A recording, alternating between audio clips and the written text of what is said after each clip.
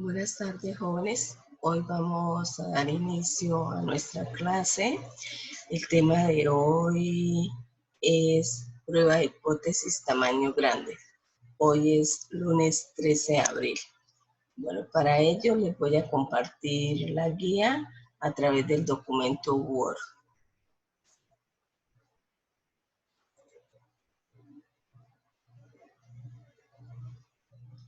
Bueno, entonces dice, prueba de hipótesis.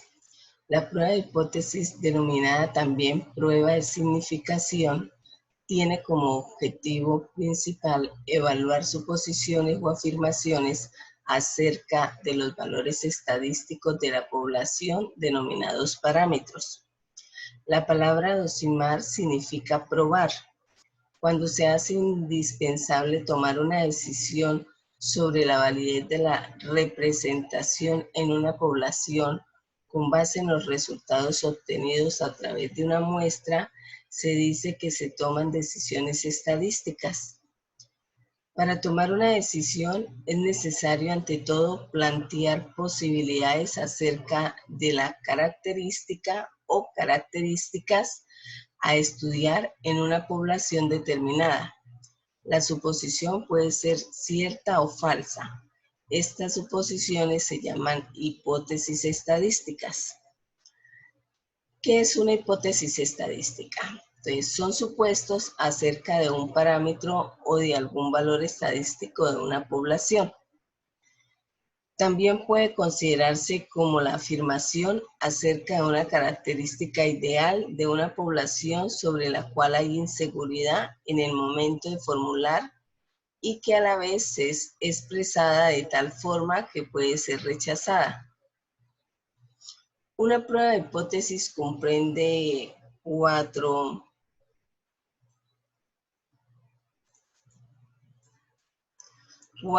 componentes principales, que son la hipótesis nula, la hipótesis alternativa, la estadística de prueba y la región de rechazo.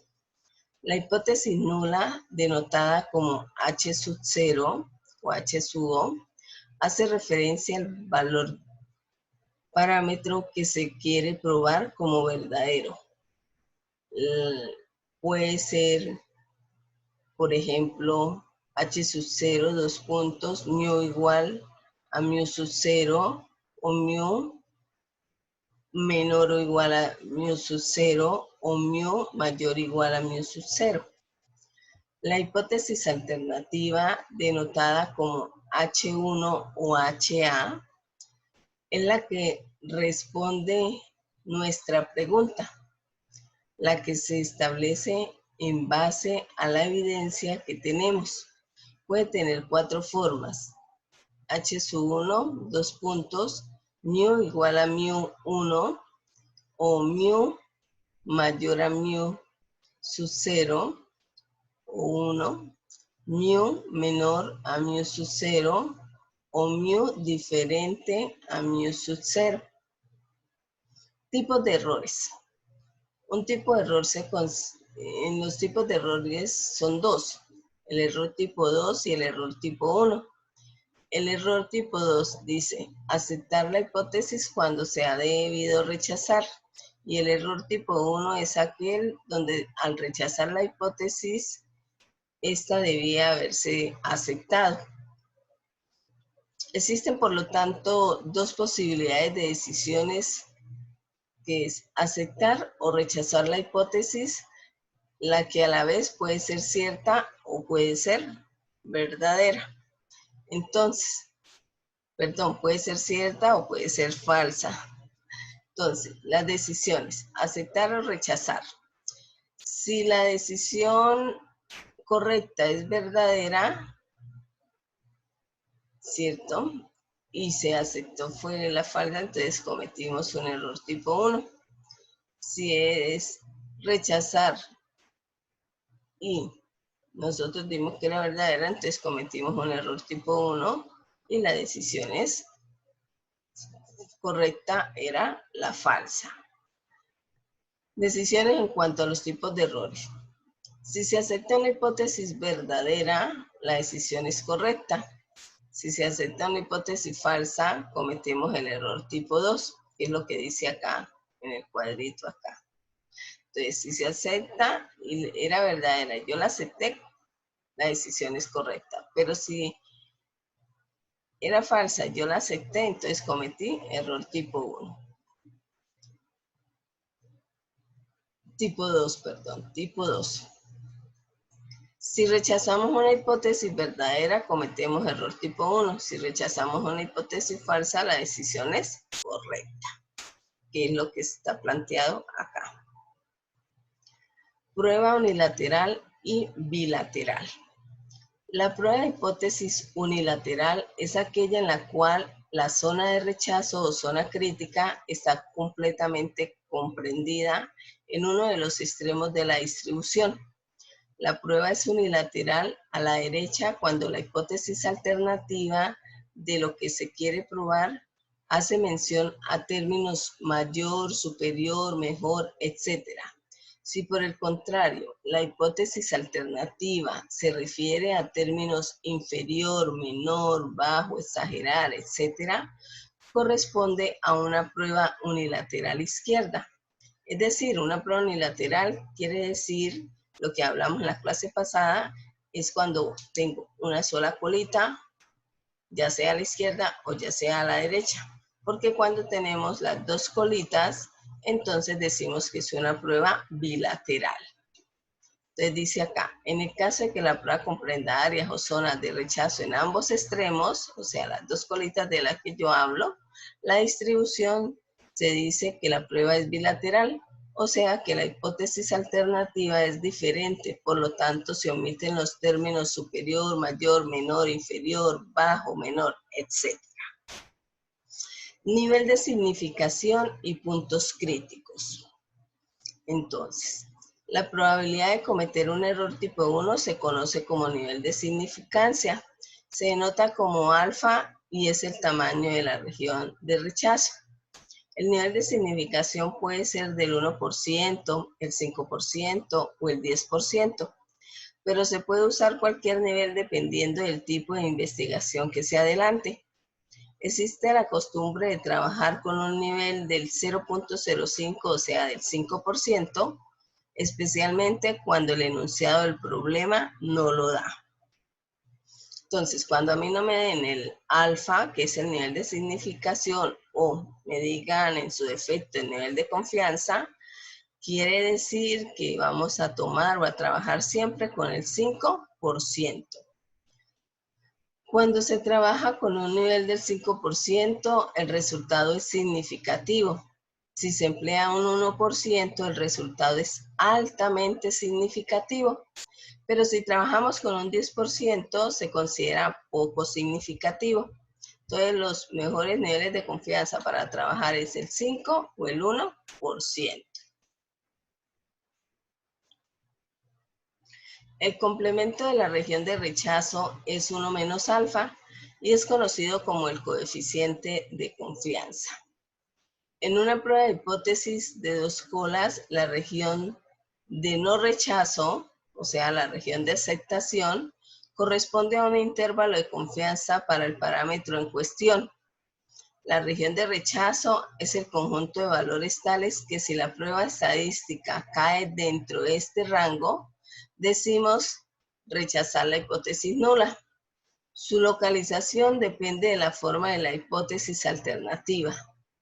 Es decir, si H sub 1, que es la hipótesis alternativa, mu, por ejemplo, es mayor que mu sub 0, entonces la región se encuentra en la cola derecha de la distribución de la estadística de prueba.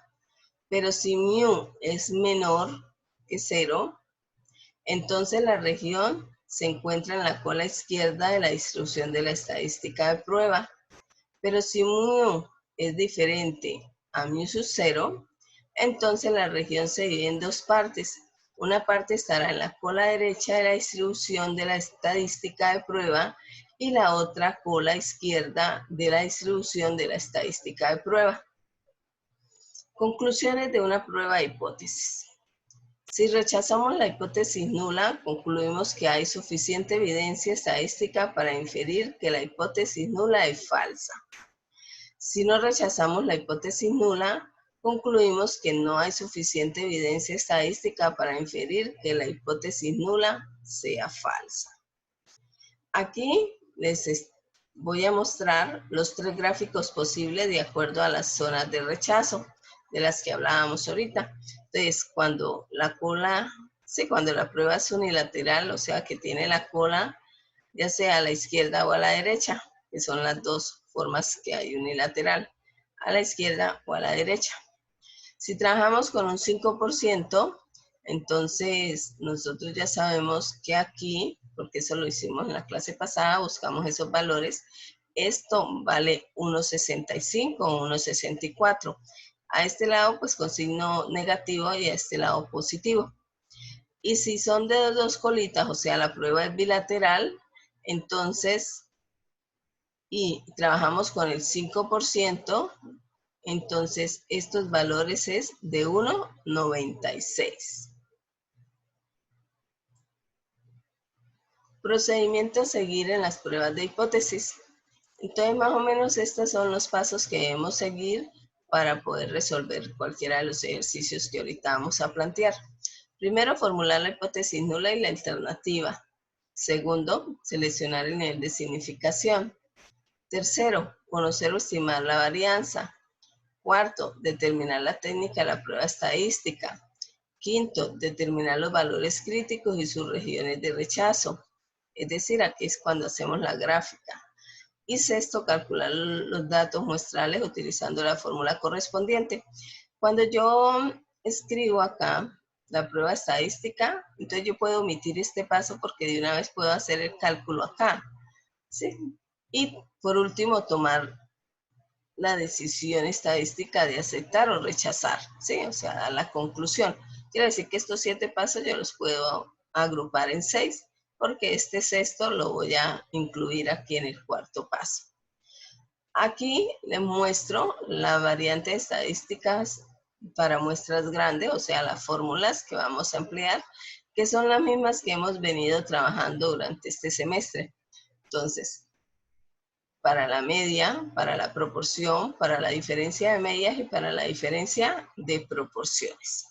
Bueno, habiendo ya hecho una lectura de nuestro tema, la conceptualización del tema, ¿sí? Entonces todo eso que acabamos de leer lo vamos a aplicar en este ejercicio, ¿sí? Entonces vamos a empezar solucionando este primer ejercicio. Entonces vamos a hacer la lectura del ejercicio, vamos a extraer sus datos para ahí poder saber si estoy hablando, si el ejercicio hace referencia a la media, a la proporción, a la diferencia de media o a la diferencia de proporciones, y luego aplicar estos pasos y ahí sí poder solucionar o resolver el ejercicio que me proponen. Entonces dice el ejercicio: una compañía promociona un nuevo ambientador, asegurando que mantiene el ambiente agradable por lo menos 8 horas. Un análisis realizado en 32 ambientes seleccionados aleatoriamente indicó un promedio de 8 horas y media. ¿Se puede aceptar la anterior aseveración? ¿Cuál aseveración? Pues lo que dice aquí la empresa, la compañía, que el ambientador dura 8 horas. Se sabe por experiencias que la desviación típica es de 1 hora y 45 minutos. Bueno, entonces vamos a darle solución al ejercicio. Para ello, entonces vamos a extraer los datos. Entonces, solución.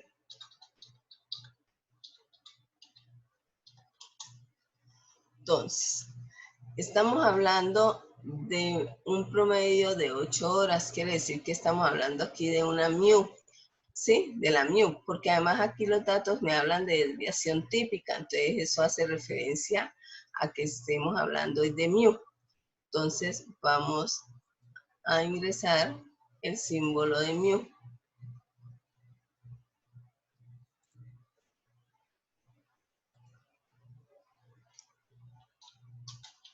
Igual a 8 horas. También debo notar que me estén hablando de la misma unidad, ¿no? Entonces, en todo el ejercicio hablamos de horas, porque en el caso de que no habláramos de la misma unidad, tendríamos que realizar la conversión necesaria para eso. Entonces, ya tengo la mu. Este 32 es el tamaño de muestra. Es un tamaño grande, porque es 32 y hablamos de que el tamaño de muestra grande es de 30 hacia arriba. Luego me hablan que en un promedio de 8 horas y media, o sea, 8,5, ¿sí? Vamos a trabajarlo así.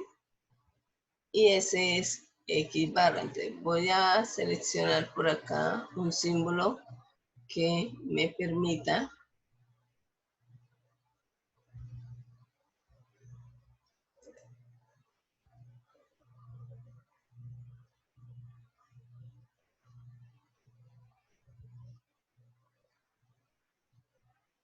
el símbolo que es este que me va a permitir poner la X acá. Pues no es en la misma X barra, pero al menos me parece. Es igual en este caso a 8,5 horas. Me hablan aquí de desviación de 1 hora y 45 minutos. Entonces, esos 45 minutos en una escala de 0 a 1 sería 75. Sí, para trabajar aquí como estamos trabajando acá.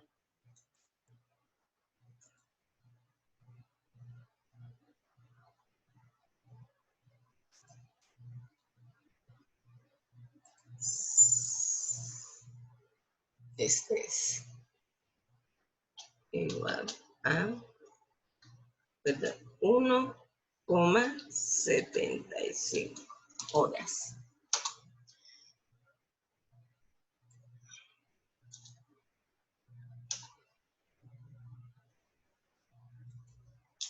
Bueno, dejémoslo ahí. El otro dato que más como no me dieron el alfa, en ninguna parte me están dando el valor del alfa, recuerde que vamos a tomar el alfa como el 5% cada vez que no nos lo den. Entonces asumimos un alfa del 5%.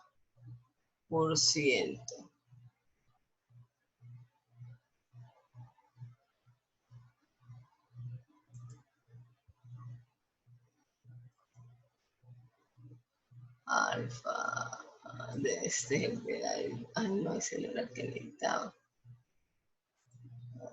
Es este. Ponemos este. Y dijimos que de 0,05. Bueno, ya tengo los datos. Entonces, mirando los datos, como me dan una sola muestra, me están hablando de desviación, me están hablando de mu, entonces quiere decir que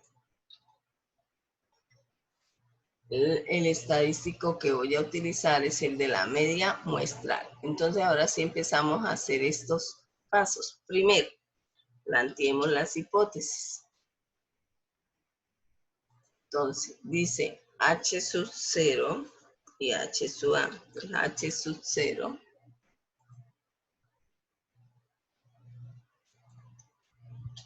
igual a mu de 8.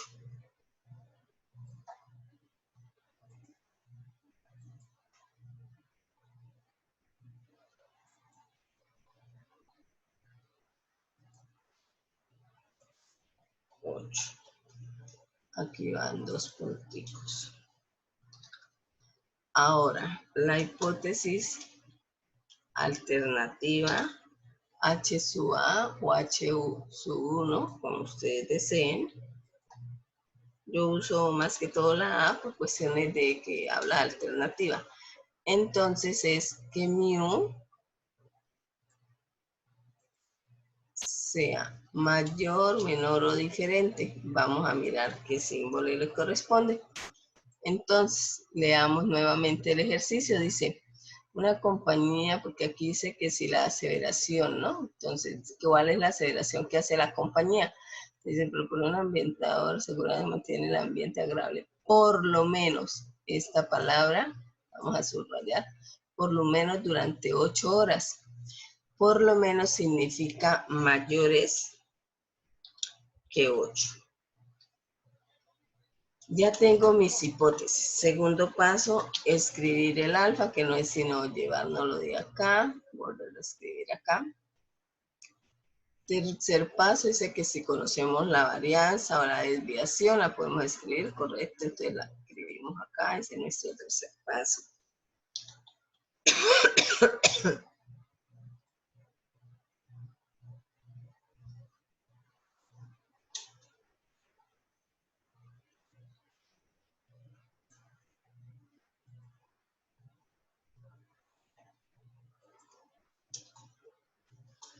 Nuestro cuarto paso es la prueba estadística, entonces la fórmula que nos corresponde trabajar es esta. Entonces, vamos a escribirla. Insertamos la fórmula, la ecuación.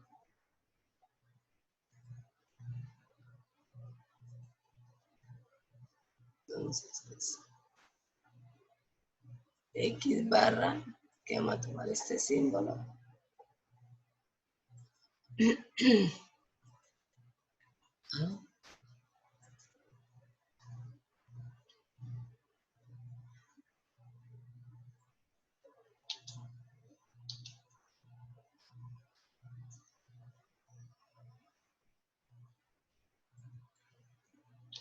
Menos mu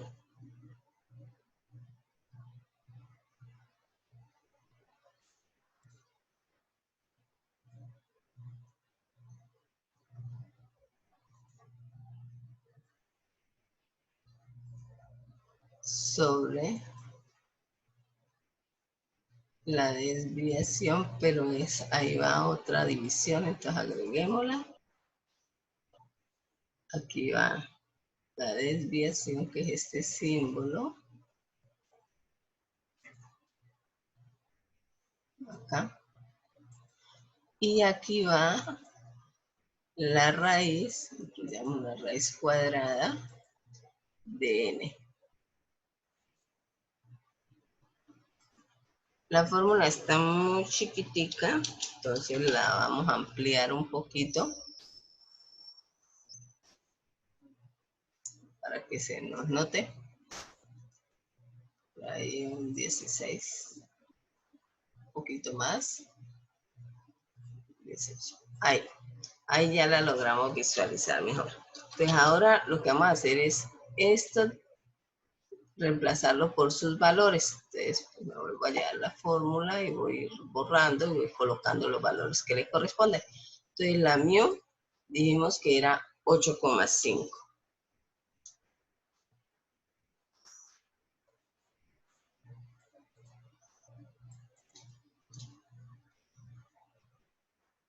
8,5 menos mu, que vale 8, sobre el valor de la desviación, que es 1,75, y el valor de n, que es 32. Ahora, nuevamente lo voy a volver a copiar. Vamos haciendo las operaciones. En el caso de que yo me equivoque, por favor me corrigen. Sí, que a veces digo una cosa y escribo otra. Entonces dice 8,5 menos 8, entonces nos da 0,5. Aquí en el numerador 0,5. Y vamos a sacarle la raíz a 32. Entonces, raíz cuadrada de 32 es 5,66 aproximadamente.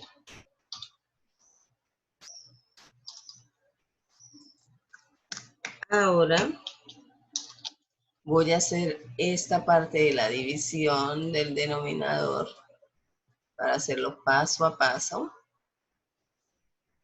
Entonces, 1.75 dividido en 5.66, eso nos da aproximadamente 0.31. Y ahora hacemos esa división y obtenemos z. Entonces, 0.5 dividido en 0.31, eso nos da 1.61 aproximadamente. Bueno, este valor, que ahorita lo voy a necesitar, voy a ponerlo en rojo. Seguimos. Como quinto paso, quinto y sexto paso, de aquí, es hacer la gráfica.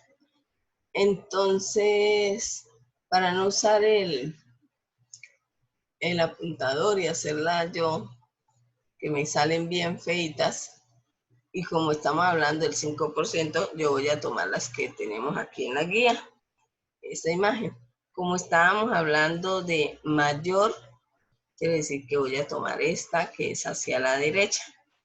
Pues copiémosla, porque los datos que están ahí pues me sirven, ¿sí? Para que me quede una gráfica presentable acá.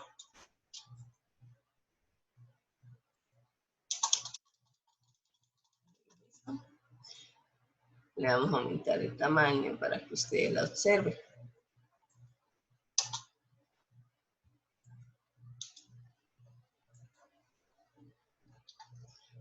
Entonces,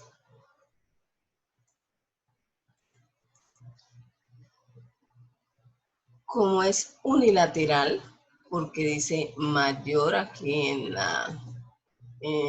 H sub A, mayor, esa es la que me permite decir cuántas colas voy a trabajar. Entonces, en este caso es una sola colita hacia la derecha porque es mayor. Esto, por eso hay una sola zona rayada. A esta es la zona que llamamos región de rechazo. Aquí iría el valor del alfa, el 5%. Y esta es la zona de no rechazo o zona de aceptación. Como ya habíamos dicho, este valor que lo calculamos en la clase pasada, les enseñé cómo se calculaba, cómo se miraba en la tabla, es de 1.65 o de 1.64 aproximadamente, y ese es el valor crítico a inicio, ¿sí? Entonces, ¿cómo vamos a hacer la conclusión? Entonces, ¿qué es el último paso? La conclusión. Tienen que tener pendiente que en la conclusión el nivel de significancia a este nivel siempre se debe incluir, ya sea que lo haga al principio, a la mitad, al final, pero siempre debe incluirse. Y este valor que les puse aquí en rojo, que fue el cálculo aquí de Z, ese es el que voy a mirar en cuál de estas dos zonas cae. Entonces, como es 1.61, quiere decir que está antes de 1.65, según nuestra recta numérica. Aquí caería en algún lado de acá, muy cerquita, sí, por acá, caería ese valor, quiere decir que cae en la zona de aceptación o zona de no rechazo. Si cae en la zona de aceptación, usted acepta la hipótesis nula. Si el valor hubiera caído acá, o sea, esto hubiera sido, por ejemplo, 1.68, 1.70, yo qué sé, y hubiese caído aquí en la zona de rechazo, entonces usted rechaza la hipótesis nula y acepta la alternativa. Es decir, que cuando caiga en la zona de aceptación, en esto que no se raya, usted acepta la hipótesis nula. Cuando caiga en la zona sombreada, que es la zona de rechazo, usted acepta la hipótesis alternativa. Entonces vamos a hacer la conclusión, que puede ser así. Entonces, como Z igual a 1,61 cae en la zona de aceptación,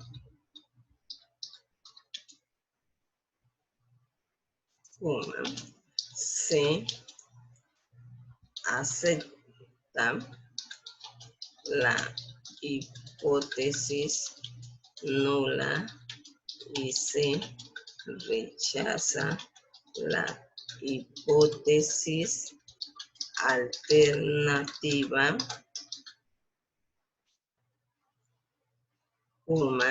es decir, que, entonces estamos aceptando que mu es igual a 8, ¿no? Que sea mayor que 8, quiere decir que lo que dijo la compañía no es cierto, ¿sí?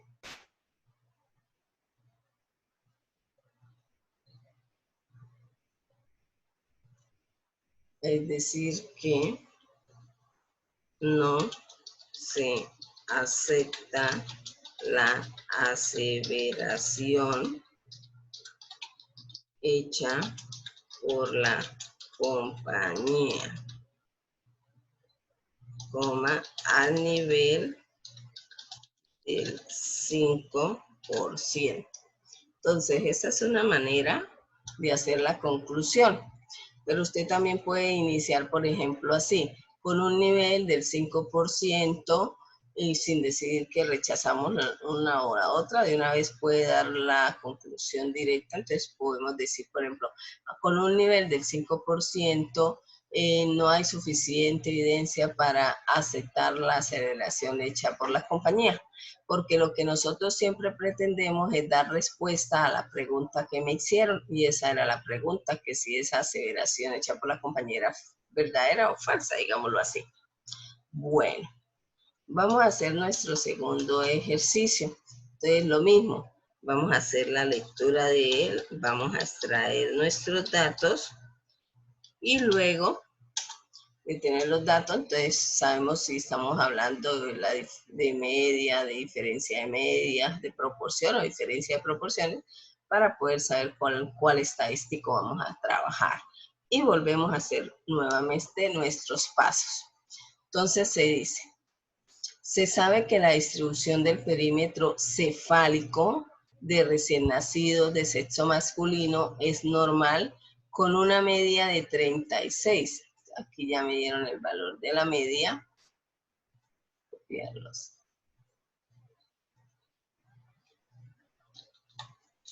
Y desviación típica, aquí ya me están dando la desviación típica de 1.97 centímetros.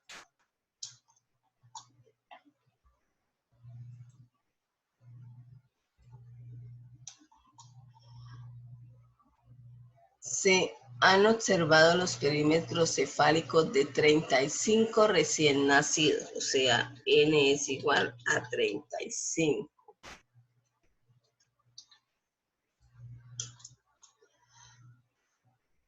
Cuyas madres consumieron droga durante el embarazo y se ha obtenido una media de 34.5 centímetros.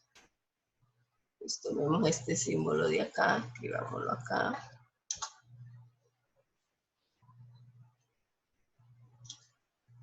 34,5 centímetros. Mire que las unidades son las mismas, pues no hay problema. La pregunta dice, ¿se puede inferir en base a estos datos que la media del perímetro cefálico de los niños cuyas madres consumieron droga durante el embarazo es menor? Ahí ya me están diciendo la palabra clave, menor, quiere decir que es una prueba unilateral, pero esta vez a la izquierda, que la de la población general. Suponemos que la distribución en estos niños también es normal y con el mismo valor de la desviación. Entonces, nuevamente hagamos la lectura. Dice, se sabe que la distribución del perímetro cefálico de recién nacidos de sexo masculino es normal con media igual a 36 centímetros y desviación típica de 1.97. Estos son datos poblacionales, por eso usamos esos símbolos. Bueno. Se ha observado los perímetros de 35 recién nacidos cuyas madres consumieron droga durante el embarazo y se ha obtenido una media de 34.5. Este dato, como es de la muestra, por eso es el estadístico, es aquí X barra, mientras aquí era de mu, porque este es de la población, la X barra es para las muestras. Se puede inferir en base a estos datos que la media del perímetro cefálico de los niños cuyas madres consumieron droga durante el embarazo es menor que la población general. Entonces aquí está la palabra clave que me va a decir cómo es que yo debo plantear mis hipótesis. Entonces, empecemos. Primer paso. Entonces me voy a traer todo esto porque voy a usar la misma fórmula, entonces me va a traer todo esto y lo único que voy es a reemplazar los valores que correspondan para no estar copiando la formulita cada rato. Entonces, aquí es igual a 36. Aquí ya no hablamos de mayor, sino que hablamos de menor. Y aquí 36. Aquí, como no me dieron el alfa, entonces también lo tomo como el 5%. Y la desviación es de 1.97.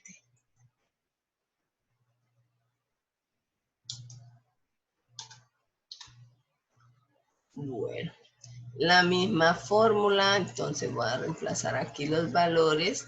Entonces, aquí es 34.5 menos 36.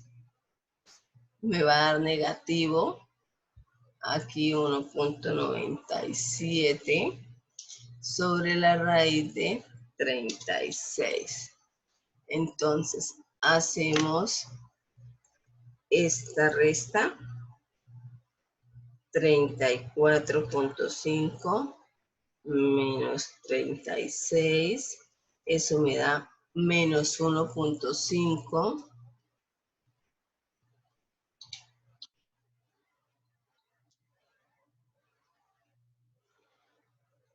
Aquí la raíz de 36 es 6.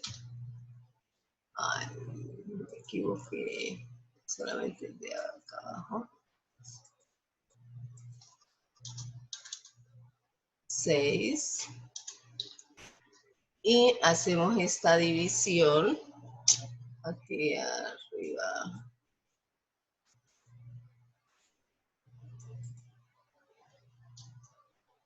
Menos 1,5. Y hacemos esta división acá abajo, que sería 1.97 dividido en 6, 0.33 aproximadamente. Hacemos ahora esa división y eso me da 4.55 negativos aproximadamente. 4,55. Entonces, ahora la prueba es unilateral también, pero no con la colita a este lado, sino a este otro lado. Entonces, como estamos trabajando el mismo valor de alfa, me sirve la que tengo acá. Entonces me la llevo para acá, para que me quede bien bonita.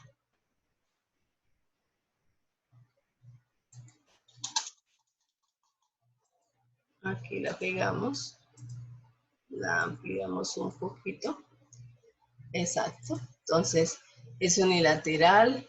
Aquí, como es del 5%, el valor crítico es de menos 1.65 o menos 1.64. Entonces, hay una zona de no rechazo o aceptación y una sola zona crítica. Por eso es unilateral, pero a la izquierda. Y con base en eso y el resultado que tuvimos de Z, entonces vamos a hacer la conclusión. Recuerden que para la conclusión debo mirar este valor que calculé de Z en cuál de las regiones cae, si en la de aceptación o en la de rechazo. Entonces, menos 4.55 cae por acá, quiere decir que cae en la zona de rechazo, quiere decir que yo voy a aceptar la hipótesis nula, la hipótesis alternativa, pero voy a rechazar la hipótesis nula. Entonces vamos a hacer la conclusión, pero esta vez la voy a hacer de otra manera. Voy a iniciar con el valor del alfa. Entonces voy a hacer con un nivel del 5%, se puede decir que, pues, como ya dijimos que vamos a aceptar la hipótesis alternativa, y la hipótesis alternativa decía que mu era menor que 36 y vamos a darle respuesta a nuestra pregunta. Entonces me voy a llevar la pregunta para allá para poder darle respuesta correctamente. Voy a pegarla por acá. Entonces podemos decir, con un nivel del 5% se puede decir que el perímetro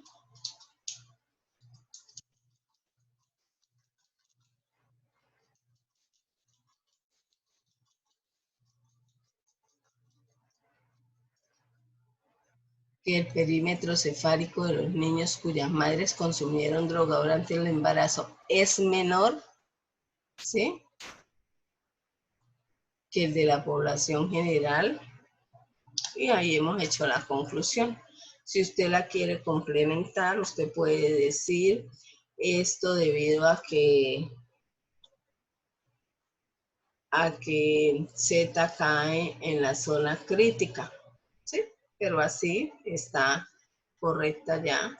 Ya hemos contestado lo que nos estaba preguntando el ejercicio. Entonces, por esta primera parte de clase hemos terminado. Ahorita nuevamente les mando el link para la segunda parte de la clase. Espero me hayan entendido. Cualquier inquietud, pues me la hacen ahorita en la segunda parte de la clase. Entonces, por ahora, vamos a salirnos de